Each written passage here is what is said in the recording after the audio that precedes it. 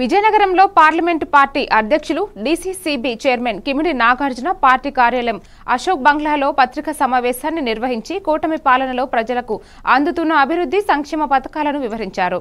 ఈ సందర్భంగా వైసీపీ నాయకులు చేస్తున్న అసత్య ఆరోపణలను ఖండించారు.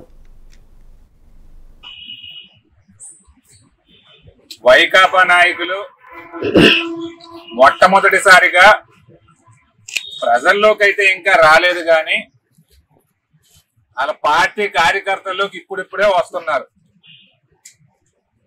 ఇంతవరకు వాళ్ళు చేసింది ఏమీ లేదు. వారి హయాంలో పరిపాలన బాలేదు కాబట్టి 11 సీట్లు ఇచ్చి వారిని ఇంట్లో కూర్చోబెట్టారు. అదంతా వాళ్ళు గుర్తించకుండా ప్రభుత్వం మీద, ప్రభుత్వం పెద్దల మీద మట్టి వేయాలని చెప్పి వాళ్ళు చూస్తున్నారు. ఇది సబబు కాదు. మొన్నటి వరకు జిల్లాల్లో విస్తృత స్థాయి సమావేశాలు పెట్టుకున్నారు.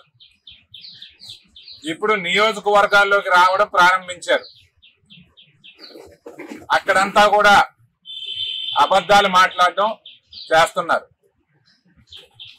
బొత్స గారు మొన్న ఏమంటారండి, ఈ కూటమి ప్రభుత్వం వచ్చిన తర్వాత ఎన్నికల హామీలు నెరవేర్చలేదని అంటారు.